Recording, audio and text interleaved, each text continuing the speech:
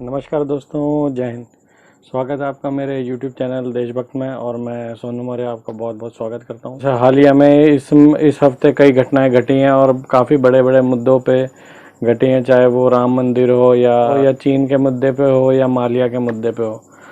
तो सबसे पहले मैं बात करना चाहूँगा, एक मध्य प्रदेश में बहुत बड़ा घोटाला हुआ है, राशन घोटाला, जो कि लॉकडाउन के दौरान किया गया। मतलब कि इसमें मध्य प्रदेश में 96 फर्जी लाख गरीबों को राशन बांटा गया। मतलब कि जिन ज़रूरतमंदों को खाना और राशन मिलना था उनको नहीं मिला, बल्कि जो फर्जी लोग हैं, मतलब जो ज़रूरतमंद लोग थे उन तक राशन नहीं पहुंच पाया, बल्कि जो फर्जी अकाउंट धारी थे उन तक राशन पहुंचा और जो भी मदद थी उन तक पहुंची।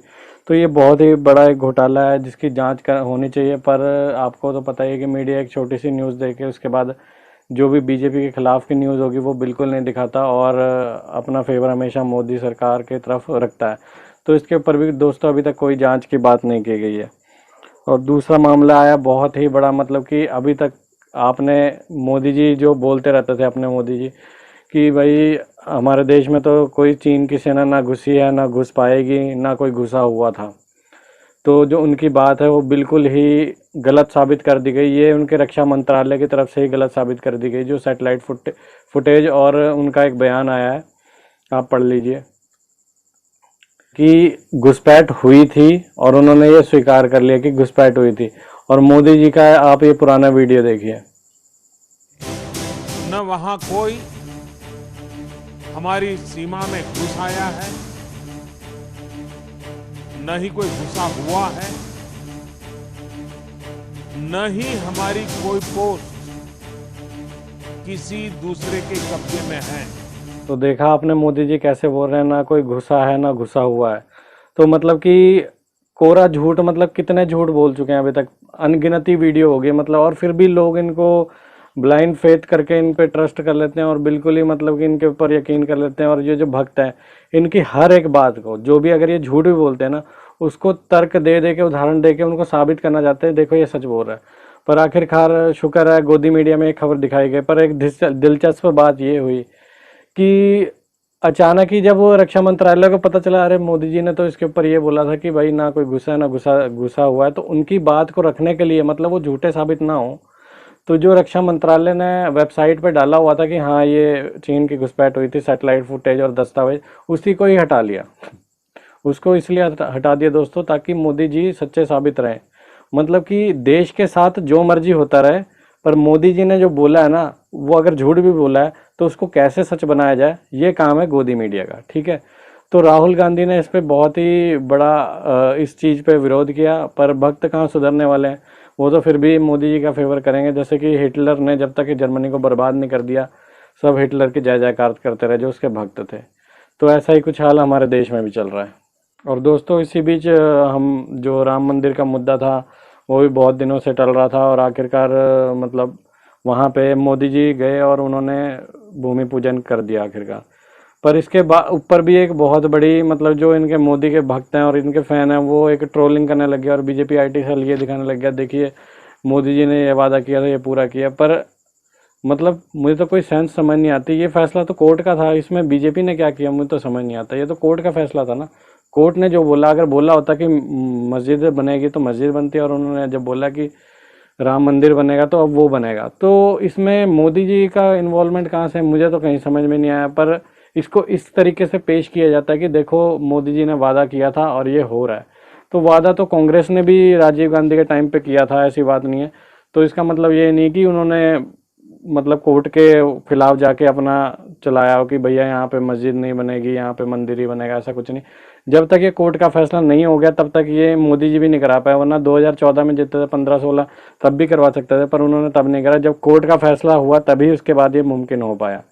तो मैं तो यही कहूँगा। और सुनने में आ रहा है जो बाबरी मस्जिद की मुस्लिम भाइयों को हमारे जगह मिली है, तो वो वहाँ पे एक हॉस्पिटल बनाने की सोच रहे हैं। तो अगर ऐसा होता है तो ये बहुत ही बड़ी बात होगी। और दूसरी तरफ ये एक संदेश जाएगा कि कोई भी धर्म इतना बड़ा नहीं है। क्योंकि हमारे देश में क्या हो रहा है ना, कि हिंदू धर्म या मुस्लिम धर्म, कोई भी धर्म है, तो धर्म के नाम पे किसी से भी कुछ भी करवाया जा रहा है। ठीक है। अभी बेरोजगारी इतनी बढ़ी हुई है, ठीक है, इतने जो लोगों को जॉब से निकाला गया, इतनी भुखमरी बढ़ी हुई है।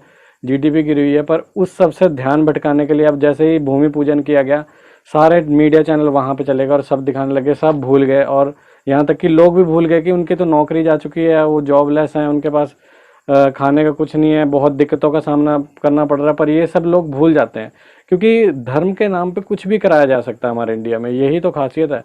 और बीजेपी इसी को पकड़ के चलती है कि अगर कोई ना कोई एजेंडा, आपने देखा होगा कुछ ना कुछ ऐसा आता था कि जैसे अभी हाल ही में कोरोना वायरस के मामले इतने बढ़ते जा रहे हैं, लगातार बढ़ते जा रहे हैं, मुझे तो लग रहा है शायद इंडिया पहले नंबर पे ही आ जाएगा जल्दी ही।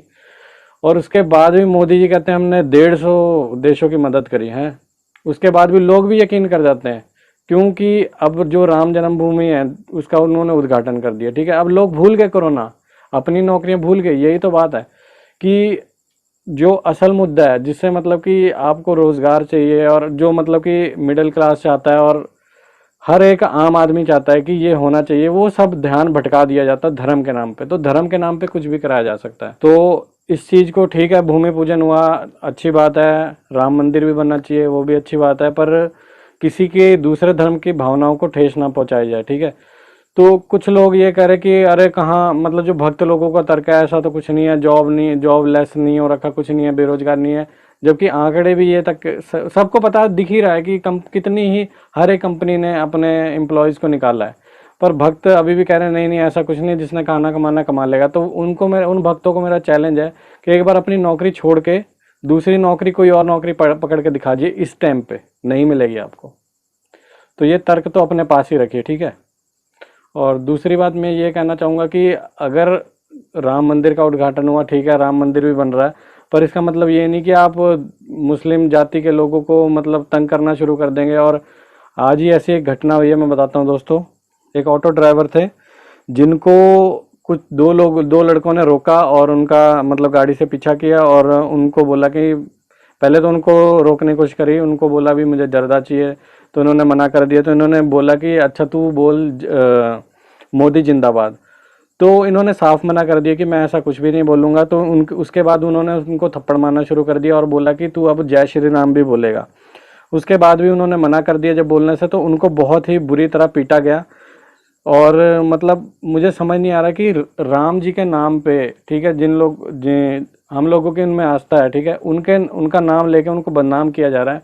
ये जो लोग हैं ना, ये राक्षस हैं, ये मर्यादा पुरुषोत्तम तो राम जी थे, ठीक है, वो मर्यादा रखते थे। पर ये जो अंधभक्त लोग हैं ना, इनमें कोई मर्यादा नहीं, ये किसी को भी राह चलते हुए पकड़ के पीटने लग जाते हैं, ठीक है।